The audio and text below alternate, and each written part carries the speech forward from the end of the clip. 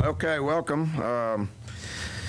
Got off week this week. Obviously, we're just to give you an update of kind of how we're going to approach it. We're going to. It has a lot to do with, and you've heard me say this a good bit, but player development is extremely important this week. We're not going to spend a tremendous amount of time on Iowa State until next week. Coaches are going to start game planning and getting their stuff together, but this week's more about just coaching our guys. You know, there's a lot of guys that their primary responsibility right now is to be on the scout teams. They're redshirting. They're not ready to play. They're too young. Whatever it is. We will take those guys and practice them Tuesday, Wednesday, Thursday, and get them a lot of reps. You know, we're going to lose some of that time in December, which, you know, you all have asked me about this, but, you know, the time that we're not going to have to be able to rep them in December is unfortunate, but it's really, when you look at it, it's only about 5 or 6 practices that you're losing. We'll make that up here this week and play a lot of ball to just try to get those guys as developed as we possibly can on the football field. So looking forward to be able to coaching those guys here today, tomorrow, and Thursday. We'll get out on the road recruiting Thursday, Friday, Saturday. We're still in an evaluation period, so we got all our coaches going out watching various games or going to high schools, getting transcripts, and continuing the recruiting process. Back to work Monday for game week against Iowa State. We won't be in school, so we'll be able to meet and practice all day Monday through Friday, and then try to get a win to finish the season. Day after that starts recruiting, which is the contact period. That's when I'll get involved. First time I've been involved in December from a recruiting perspective. We'll be out, probably 10 days in December to try to get out there and do some recruiting. So that's where we're at. We'll take some questions. With your approach to this bye week after the Baylor game, you gave the guys a lot of time off and said just to kind of get away from it. You wanted to let them recharge, refresh. Is that kind of the same approach with this, letting the starters, in addition to getting the young guys some experience, getting the starters some time away? Well, yeah, some of those starters need to keep playing ball. We're starting them because we have to, so they need to keep playing ball. Other starters like Carl Joseph has a tremendous amount of snaps under his belt right now. Nick Kwiatkowski has played a lot of football this year. Shaq Rao, Will Clark, they've played a lot of snaps. So, yeah, you got to kind of get them. You can't just keep grinding them.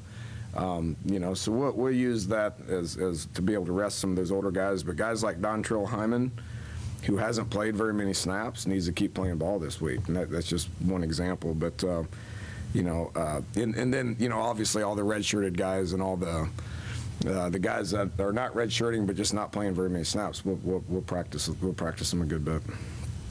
What do you do Thursday? You can't just practice them 6-7 days in a row. Ultimately you got to give them some time off. Coaches got to go recruit, so you got to try to figure out what the best balance is. Dana, have you evaluated those redshirts? What do you think of them? Have you seen much of them enough? Yeah, really, you get into the, I got this sheet here that I walk around with every day and look at them and put a plus or a minus by a good bit of them. But you get into the weekly, trying to approach the game to do your best to try to win the game. And a lot of those redshirted guys just, they do scout team work, or they're injured and they get in the weight room and the training room and just continue to try to get themselves where they can be functional. You lose sight of some of those guys at times, and you don't spend as much time as you want to. That's what the importance of an off week is to be able to refocus on those guys and be able to, kind of see where they're at and be able to coach them. And did you feel the number of snaps and the way he plays finally caught up with Darwin Cook? Yeah, he's broke down. Yeah, and Carl's the same way, because both those kids play hard now. They play with a lot of effort, and they leave it out there on the field. Darwin's groin got him. We're a little beat up, and then he goes out in the first quarter. And you don't have him for the whole game. Darryl Worley's shin, he re-aggravated that, and you lose him for 2 quarters. obviously, not where you want to be. You need snaps. You need depth. I mean, when the guys play 92 snaps a game at the level that Carl plays at, it's going to catch up to you. It's going to catch up to Darwin. It did. You lose him. You put Jared Harper in there. I mean, it's a different level because of Jared's age. But Jared went in there and got good quality snaps and played well. He's going to be a good player for us. So you got to take advantage of the opportunity. What is Darwin's issue, and is he going to play? Groin, he should be fine. He's out this week. Would not be able to play this week, but he'll rest all week, and hopefully we get him back next week. We can talk a little bit about, it seemed like all year long Will Clark got better as the year went on. I mean, and this past week looked like it might have been the best that he played. Tell a little bit about what he's done as a senior in the Lions. Well, it's not the best he's played.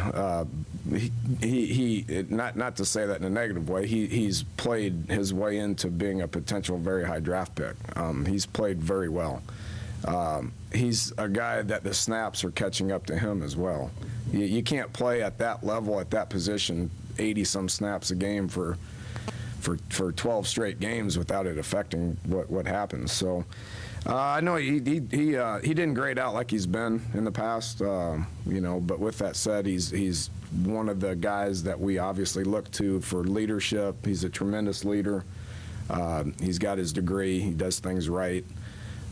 Is going to be a great pro because he attacks the game the way you need to attack the game, just from an effort standpoint and all that. So I'm really proud of him. We're going to miss him once the season's over for sure.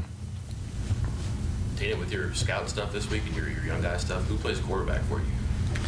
It's a good question. Do you have any? I mean, we don't have any bodies. Do you give one of those guys the extra work, or do you have one? Yeah. I mean, whoever's, they're all three different. Paul's healthy, has got more snaps than anybody on our team. Clint's still dealing with his head injury. Ford's still got a muscle that's ripped in half. So whoever can take the snaps needs to get out there and take the snaps. We can certainly use them and continue to develop them. Can't get a couple of guys signed up to take snaps today. So whoever's out there is what we'll play with. After Saturday, Shannon and Keith both talked about effort and kind of how they weren't pleased in the aftermath of the loss. Going back, being able to look at it on film, your take on that and what you just saw energy-wise. It beat us. The Texas game beat us twice. I talked about it not happening, and it did. We're why? Well, just you guys can keep pointing the finger at me. That's what my job is. Didn't reach them. Didn't get them back. And that's on me. I don't mind saying it. First time all year that we didn't play with the effort and the energy that it takes to win the game. There's been losses where I was comfortable with, not comfortable with the loss, but I'm comfortable with the loss as long as it doesn't have to do with effort. All right, so if we lose because of effort, that's where I get in a bad spot, and I saw it for the first time on Saturday. Frustrating for you, that it happened this late in the season, such a key game. Well, sure, it's frustrating. Of course it's frustrating. Just got to keep coaching.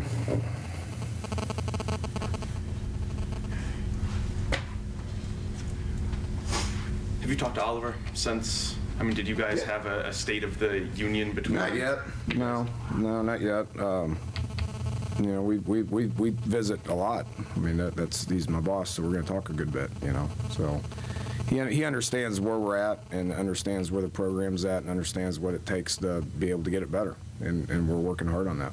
How important is that to you? How much does that mean to you to know that he's kind of got your back, sees the direction? It's important. Yeah, it's pretty important. So he's a football guy. He understands what it takes to win. He understands what it takes to continue to get better, and knows we're on the right track. Danny, you mentioned recruiting needs as you guys go out. You've got a lot of commit so far, but what do you still need? Well, we're for the first time in, I guess this would be my fourth recruiting class,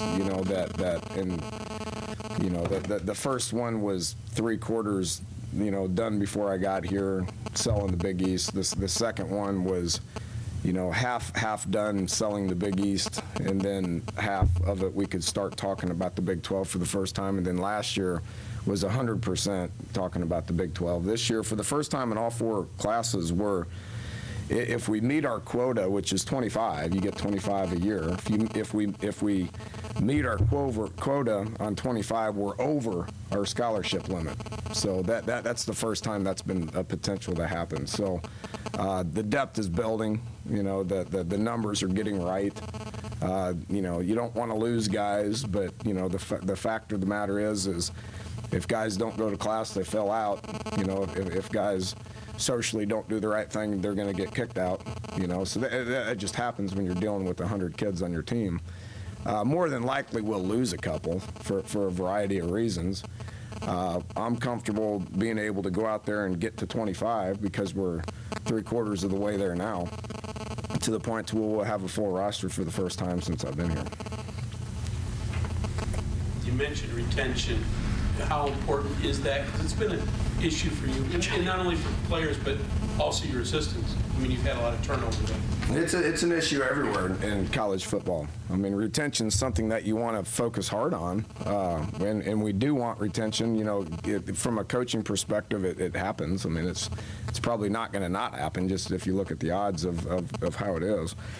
But you want retention with your coaching staff. You want retention with your players. You know, you spend time coaching them, spend time giving them reps, and then you want that to, you know, lead to them guys improving and getting there on the field and having the results that you look forward to. You mentioned facilities again on the call yesterday. Any short-term things? I mean, what is next on your list that you feel is the next step to keeping you guys on pace with the Big 12? Well, you're sitting in it. And this I've said it, you know, and it's the next on the list. I mean, there's a list, and I'm not, you know, I don't think I'm being unreasonable with the requests that I'm asking for, and you know, we're working hard on trying to get out there and raise the money that we need to raise the money to be able to make some of this stuff reality. But my whole deal has always been about, you know, one was the weight room. You got to be able to develop in the weight room. We got that accomplished. You got to be able to meet appropriately, which we can't. And you got to be able to practice appropriately, which we can't. So those are where we're headed. You say practice appropriately. Would you like to turf practice fields? Yeah, that'd be awesome. Because it's I mean, everybody says, well, you don't have the space. We live on a mountain. You don't have the space. Well, that's not true. We do have the space. And we use that practice field 6 times a year.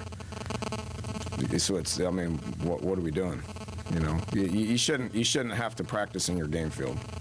Nobody else does it. So we have the space. We need to be able to utilize it. And the only way, with the climate, with the maintenance, the only way to do it is to turf it. So that's in our plans. You know, when it can get done is all about being able to raise the appropriate funds to be able to pay for it.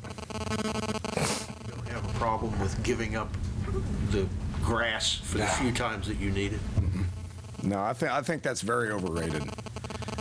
If we're going to go play on real grass, you don't have to practice on real grass. It's just about having a proper surface to be able to get your work done.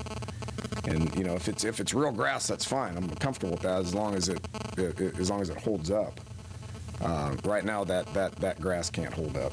If you're on it and it's wet, and you're tearing it up, and you can't use it. How about the indoor facility? I mean, is that something you guys can upgrade, or if you wanted to upgrade that, would you need to start from scratch? Yeah, you got to blow it up.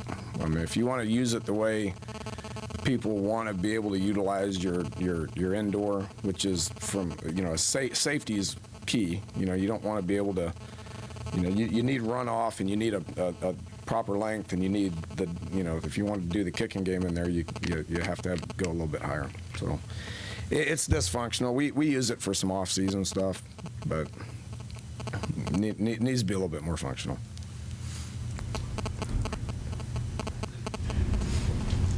I'm sure you haven't even started looking at Iowa State yet, correct? Did a little bit yesterday. You get Chris Klanakis, though, right? Klanakis? I don't know who that is. Offensive line coach. Right. Pistol guy. And that's what they're doing this year. Just to make a change is one thing, but to get a guy like that who seems to know it pretty well from Nevada, I don't know, in 1 year, what type of a difference can that make, or has that made for them? Yeah, I haven't studied it enough. You know, I glanced at some of their defensive stuff, which I know what Wally does, and he's good at it, and they're not very complicated, and they just coach hard, and their guys play with tremendous effort. I have not looked at their offense enough to be able to comment on that.